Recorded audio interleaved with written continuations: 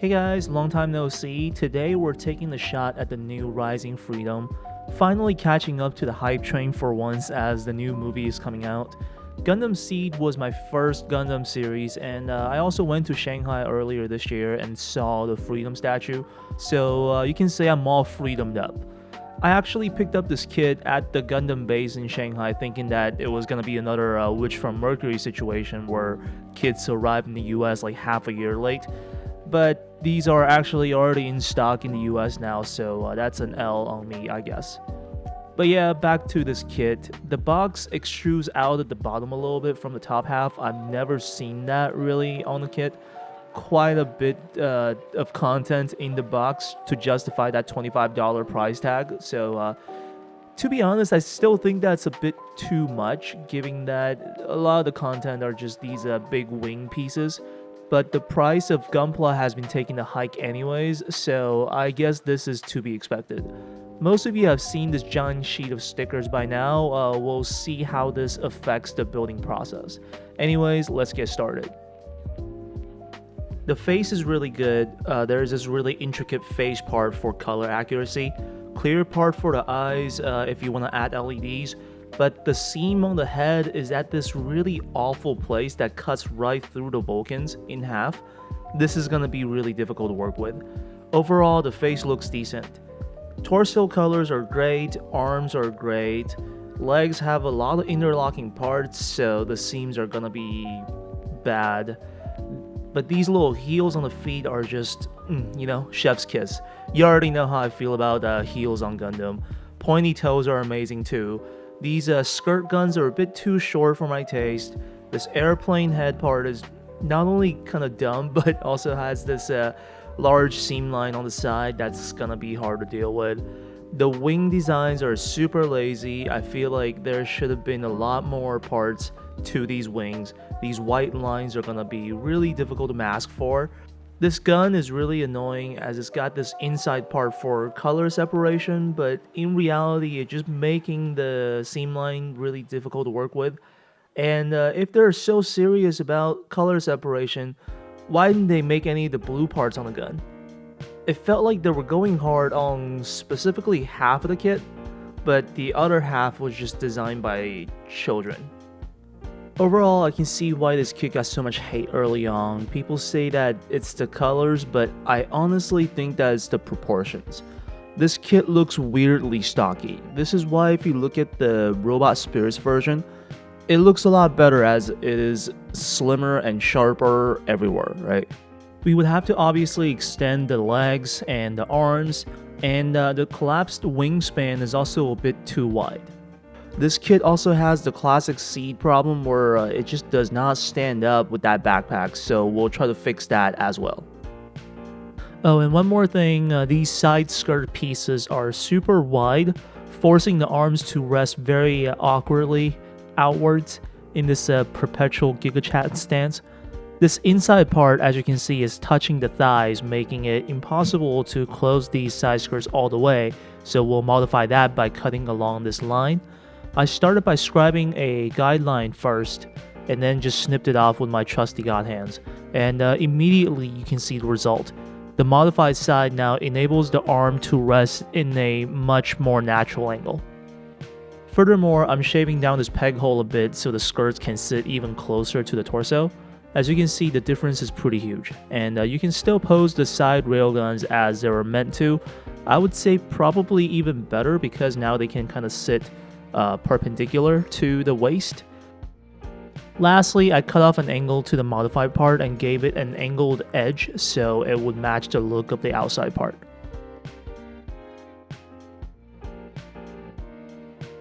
Next up, let's talk about the thighs. I really don't know what Bandai was thinking. These thighs are way too short. I mean, the shins are literally almost twice the length of the thighs, which we know is not what humanoids look like.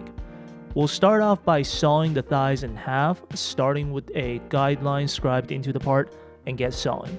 You don't have to be too accurate with this cut. We'll be adding 3mm uniformly to the entire thing, so even if the cut is not super straight, we're still good. After that, I glued 3 pieces of 1mm thick PLA plates to one of the halves, cut off some excess material to make the sanding later easier. Then I started cutting a hole into the middle since this will be a lot harder to access later after everything is glued up.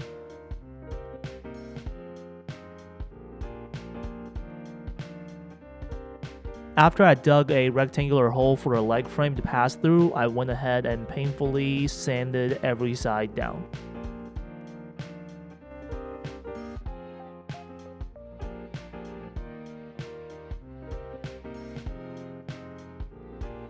With these types of mods, you're gonna see some gaps between the plates and the actual parts. I can feel a gap right here with my fingernails, so I'm filling this up with a bit of Starbond White super glue. Realistically, even after sanding, you'll still see some cracks after priming, at which point you'll have to fill and sand again. These wing pieces are in fixed positions and they look a bit too wide for my taste. If you look at the Robot Spirits version, these wings are a lot more collapsed, just giving the model a sharper look, whereas the HG version, as you can see, it just seems like the wings can't collapse all the way, which kind of giving it a dumb look, right? We'll deal with that by first cutting off this little wing. I admit that this is a little nerve-wracking, definitely not a mod for the faint of heart, but that's why I'm here, to tread waters for you, the people. So you can decide if you want to do this or not. To adjust the wing, I'm going to glue this piece back in a more acute angle. After visually getting an idea, I used some scribing tape to measure out the amount of material to cut away, and then it's just the regular procedure of scribing and cutting.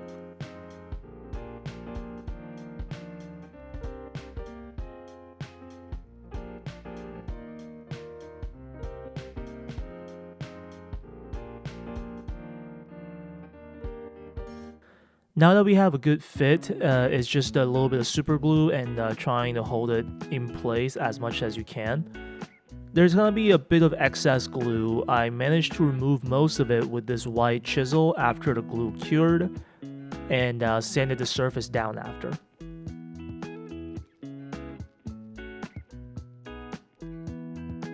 This gray part on the back can't really fit with this new angle as the blue insert is interfering with it, so I'm scoring the edge of the gray part onto the blue part, and it's just a simple cut from there to get the perfect fit.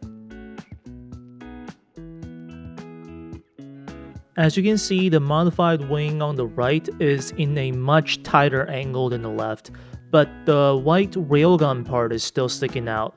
That's because this little inner wing part actually blocks the gun part. We'll fix that by sanding this interfering part down by, honestly, a lot, and eventually we'll get an angle that works.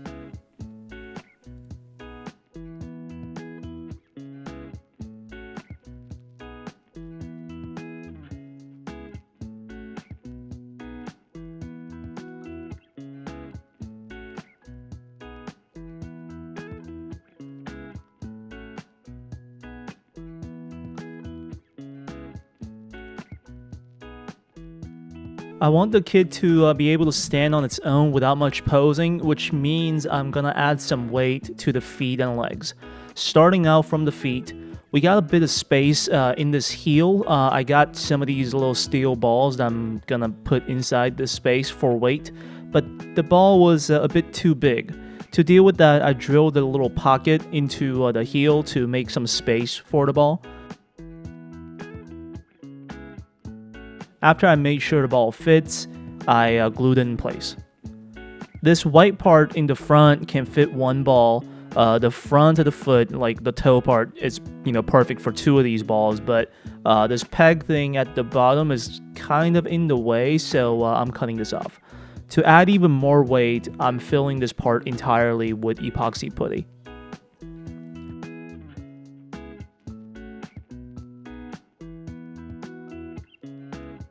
Now, this is where I messed up and did one of those things where I thought I hit the record button, but I actually didn't, so I ended up hitting record when I was trying to stop recording, so I recorded a bunch of downtime, nothing. So just listen to me talk over this one screenshot.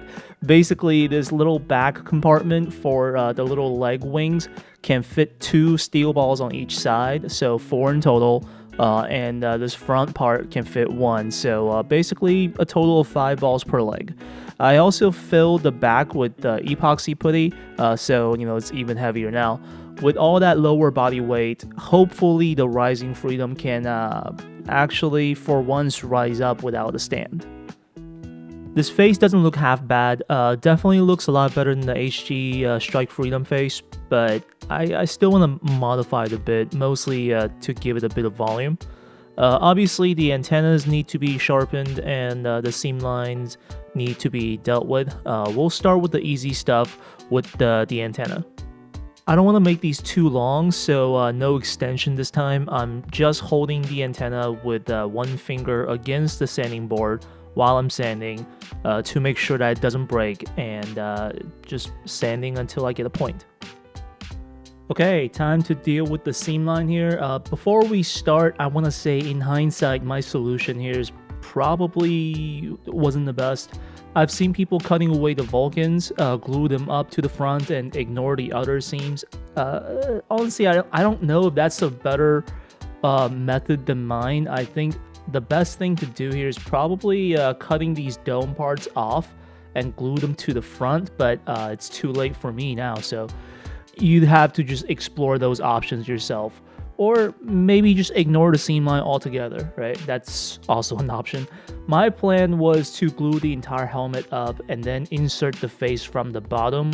This clear eye part goes all the way up to the top monitor, so we'll have to start by cutting that top monitor off and glue it back at the end. This face part has these pegs that also need to be cut off.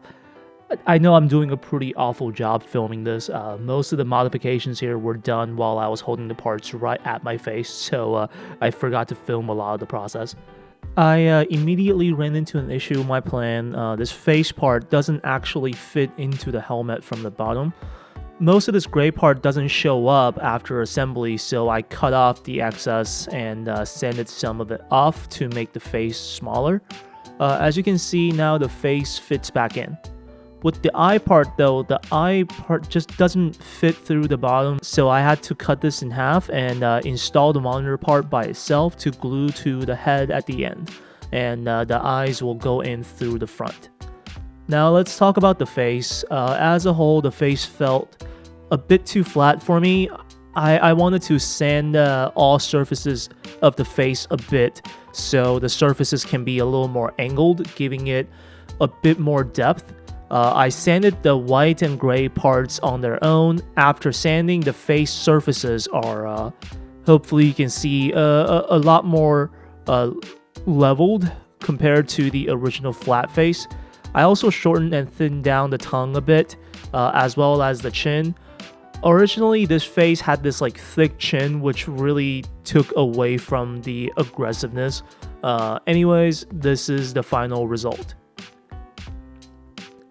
Now, this was during the time of that earlier recording mistake. I completely didn't film the process of putting this head back in.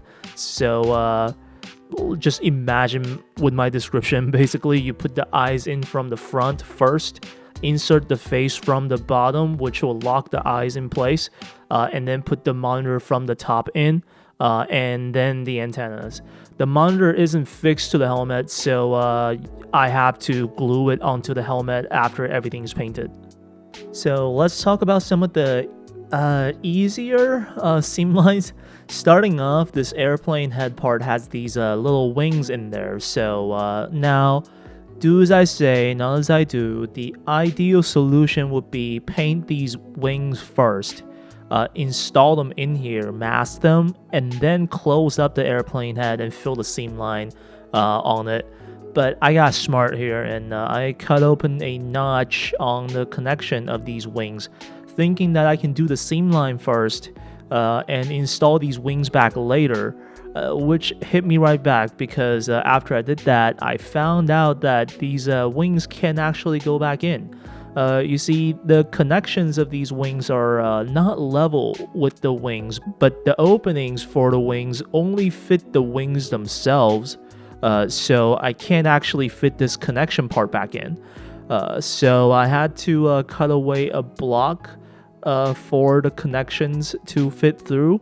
My plan is to fill this in at the end with some PLA plates, and I scribed matching blocks on the other side to keep the symmetry. This gun actually ended up being one of the easier issues with the kit. First, I cut off the mounting peg on this gun. It looks ugly, and honestly, I'm never gonna mount this gun to the back, so who cares? As we talked about before, there's this gray part all across the gun. My plan is to cut out the bottom, right, with the handle, the back, and the top, which are all of the visible parts, you know, from the outside, and install them back in at the end. We'll lose the color separation with these surface details, but as I'll show you later, that's gonna be a pretty easy fix. Finally, the seam lines on the legs.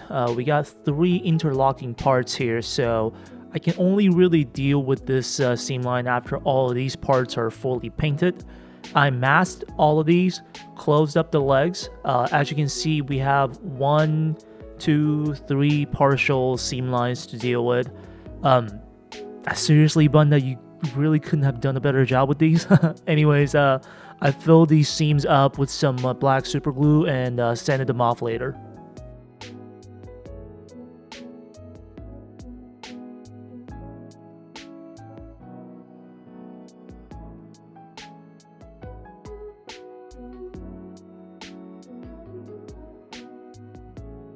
A couple of more things. A lot of these tips on the kit were dull, so I sharpened all of them with some Starbond thick glue.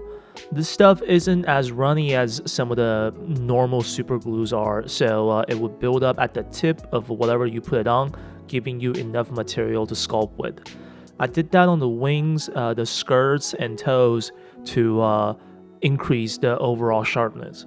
Speaking of skirts, I dug some thick recessed details on these to give them a layered look. I started by going over the intended outline with a thin chisel, and then dug within the outline with a thick chisel. Scribing takes you to the next level, but scribing thick lines with varied depths is really the thing that takes you over the edge.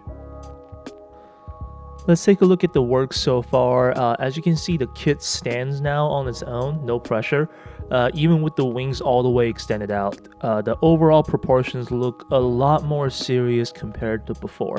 Alright, finally time to paint.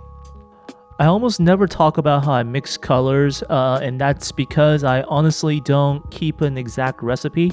The blue here I'm using, for example, I have this lilac-y blue left over from before. As it is, it's a bit too cold, so I added some magenta.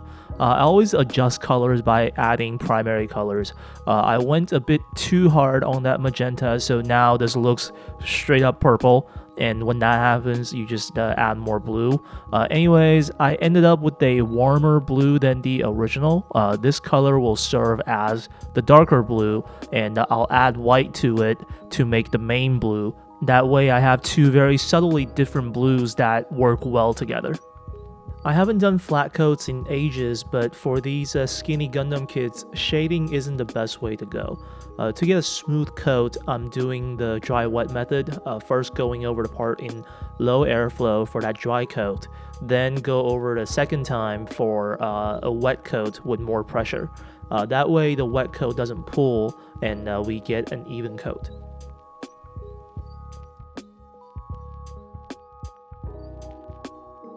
I'm gonna do some of the joints in metallic. It's the perfect way to make it seem like you did a lot more than you actually did, but a good metallic requires a good base.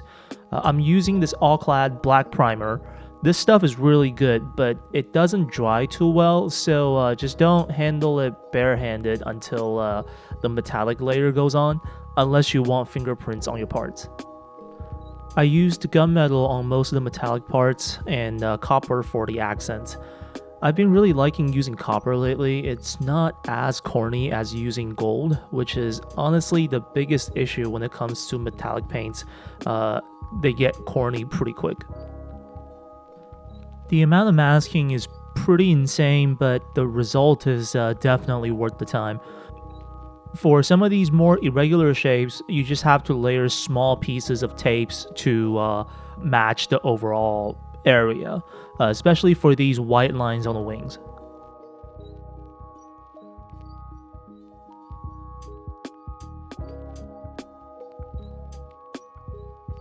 These large wings are a pain in the ass to mask. These shapes are not very straightforward. As you can see, even this line here at the bottom isn't straight. There is a bit of a turn at the very end that you need to account for when masking. The backside has a lot of raised details that are difficult to mask over.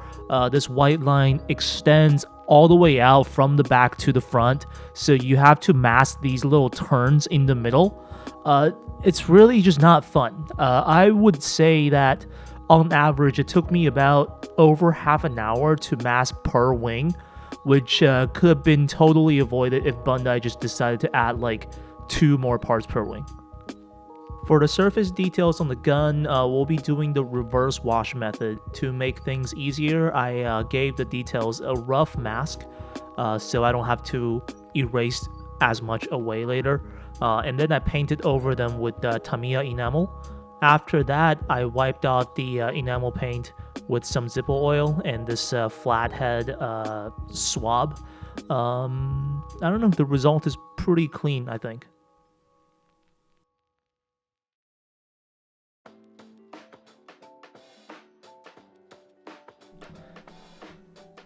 That's every single part done. A couple of last things to talk about. I said I didn't like how short these side skirt guns are, so I'm gonna pose them in this extended state. I added raised details on the shoulders and the chest. The arms are extended by 2 millimeters along here on the top. Waist was extended too along this visible line here at the bottom. I thought it looked pretty cool, so I didn't fill it in. But yeah, let's put this together. The top coat I used was from Allclad. The matte looked nice, but it rubs off super easily, so I have to handle this kit with gloves at all times, so doesn't really serve the protection purpose. Probably not gonna use this stuff ever again, but anyways, let's take a look at the result.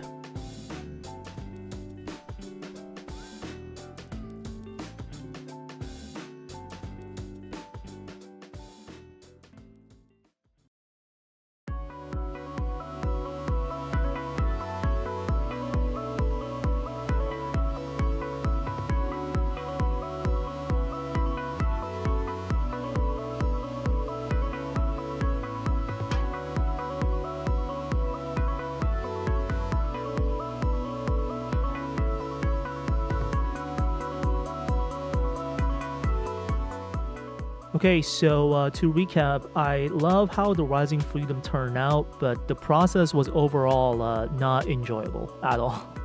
I think that's why you're seeing a lot less painted builds on YouTube. Great kit overall, but just like the issues are, really just issues. Painful to deal with, right? I am in the process of moving to Minnesota right now. I'll be packing up my tools after this video, so my next upload is probably not gonna be until like June or so, unless I finish editing my Shanghai vlog by then. Anyways, hope you enjoyed the video. I'll see you guys next time.